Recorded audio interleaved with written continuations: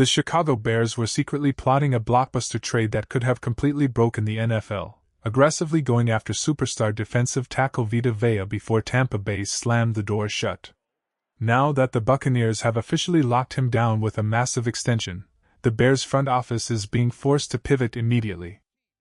Are the Bears truly just one game-changing superstar away on defense from morphing into a legitimate Super Bowl contender this season? Before we dive into the three massive superstar trade targets that could be heading to the Windy City, do me a huge favor, smash that like button, share this video with your fellow fans, and hit that subscribe button right now to never miss an update. Let us dig straight into the truth behind this breaking Vita Vea situation because the details coming out right now are absolutely wild. National insider Jordan Schultz dropped a bombshell report revealing that the Chicago Bears and the Buffalo Bills were both actively trying to orchestrate a trade for Vita Vea before Tampa Bay finalized a monster 2-year, $54 million contract extension that effectively pays him $30 million in new money with a substantial bump to his guaranteed structure. Shortly after that news broke, Mike Garafolo also confirmed that Chicago had made real calls and registered heavy interest in acquiring the dominant interior lineman. When multiple high-profile league insiders confirm the exact same story, you know for a fact that the smoke is real and that the Bears front office was actively working the phones to make a massive splash. Now, there are naturally going to be frustrated fans on social media crying out that General Manager Ryan Poles failed to close the deal. But let us be completely rational for a second and look at the realistic chessboard. What was he supposed to do? Tampa Bay made it clear from day one that they had zero desire to move their defensive anchor. The Buccaneers believe they can win their division and compete in the postseason right now, and trading away your best defensive tackle completely sabotages that ambition. Unless Chicago was willing to offer 2 first-round draft picks to completely force Tampa Bay's hand, a trade was simply never going to happen. And nobody in their right mind should be giving up multiple first-rounders for a 31-year-old defensive tackle, no matter how dominant he plays on Sundays. What this failed pursuit really proves is something far more significant. Chicago is wide awake and actively hunting for elite talent across the league.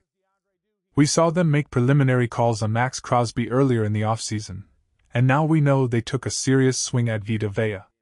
The front office has made it known that they will explore every single opportunity under the sun to upgrade this roster. But you have to balance aggression with discipline. If Chicago had pulled off a trade for Vea, what would that have meant for the snap counts and development of guys like Grady Jarrett and Jervin Dexter Sr.? Both of those guys need reps, yet at the same time, adding a wrecking ball in the middle changes the entire identity of your defense. When you evaluate the state of this roster heading into the season, you feel pretty solid about the linebacking core, but the interior defensive line and the secondary are screaming for immediate help. The news surrounding Kobe Bryant going down with an injury that could sideline him anywhere from 4 to 6 months is an absolute gut punch that puts his entire regular season in serious jeopardy. On top of that, Kyler Gordon has been sidelined with an injury, leaving a massive void at the nickel cornerback spot where guys like Cam Lewis or Malik Muhammad are fighting to establish themselves. While getting Jalen Johnson back on the field and seeing him dominate joint practices provides a tremendous boost, the harsh reality is that this defense still lacks that final, terrifying centerpiece. They need another certified difference maker to take this group from good to elite. That brings us directly to the first superstar target on our radar, Las Vegas Raiders edge rusher Max Crosby. I know plenty of people out there are going to roll their eyes and say this rumor has been beaten into the ground, but let us take an honest, critical look at the nightmare unfolding in Las Vegas. Max Crosby has said all the right things publicly and convinced himself that he wants to be the leader who turns that franchise around, but the Raiders are looking like an absolute train wreck. During joint training camp sessions and preseason play, their defense got completely humiliated, giving up 16 straight completions to backup quarterbacks and getting shredded by basic offenses. The Raiders are trapped in a brutally competitive division with zero margin for error, and they easily look like the bottom feeder of that group. If Max Crosby stays healthy, plays at an all-pro level, and watches his team crumble into a 2-7 record by late October, the trade chatter is going to reach a deafening roar. Nobody expects a trade to materialize before Week 1 unless a team makes an astronomical, reckless offer that blows Las Vegas away.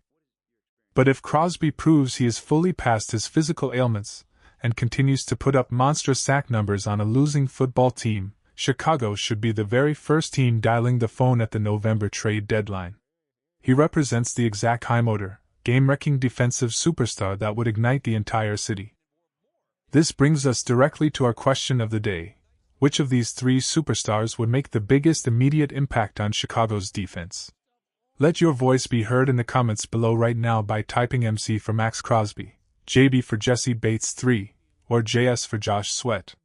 Our second target is Atlanta Falcons All-Pro safety Jesse Bates 3.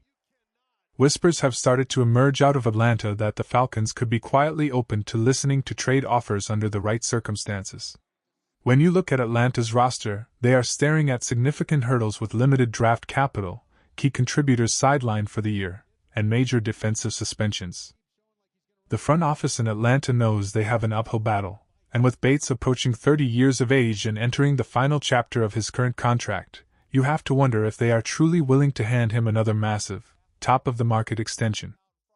If they believe they cannot re-sign him, moving him now to secure premium draft capital before he walks for nothing is smart asset management.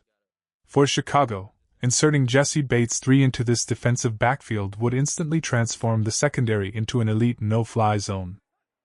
Over the last 3 seasons, Bates has been one of the premier ball-hawking safeties in the entire sport, hauling in 13 interceptions and earning multiple second-team All-Pro honors. The real dilemma comes down to contract value and asset management. The front office has already made long-term financial commitments and draft investments at the safety position. Surrendering high draft capital for what might amount to a one-year rental is a dangerous game. However, if medical reports confirm that the current injuries in the secondary will sideline key starters until the very end of the year, bringing in an all-pro playmaker like Bates could be the bold, championship-level gamble that propels this team into a deep playoff run. Finally, our third target is Arizona Cardinals pass rusher Josh Sweat, and this situation is rapidly developing into one of the strangest standoffs in the NFL. Sweat originally signed a 4-year, $76 million deal in Arizona to play for Jonathan Gannon, who was his former defensive coordinator in Philadelphia. Sweat immediately paid dividends with a career-high 12-sack performance, but after Gannon's departure, the Cardinals entered a total organizational rebuild. Reports out of the desert quickly surfaced indicating that Sweat requested a trade behind closed doors. He skipped voluntary workouts, arrived at mandatory minicamp merely to avoid substantial fines, and has spent the entire training camp parked on the physically unable to perform list dealing with what team officials keep describing as a mysterious minor knee issue. Cardinals general manager Monty Ossenfort and head coach Mike LaFleur have tried to play defense in the media, making vague statements about how they love having Sweat around while dancing around the reality of his physical status. LaFleur delivered a complete word salad when asked about the injury, stumbling over his words and claiming they are just trying to get him ready to roll. The truth is obvious. Sweat has not logged a single practice rep or physical workout with the new coaching staff all summer. He is a 29-year-old Super Bowl champion who signed with Arizona to compete under a coach he trusted. He has zero desire to waste the prime of his career on a rebuilding team that is projected to fight for the top overall pick in the upcoming draft. Arizona knows that Sweat's trade market value will never be higher than it is right now. While he is primarily a situational pass rusher who rarely plays heavy run defense snaps, his ability to bend the edge and terrorize opposing quarterbacks makes him invaluable to a contender. If the Cardinals activate him from the PP list, a team offering a clean third-round pick could finalize a deal immediately.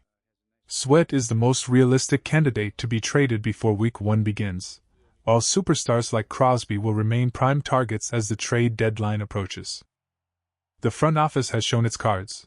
They want an elite defensive weapon, and the next few moves could define the entire season.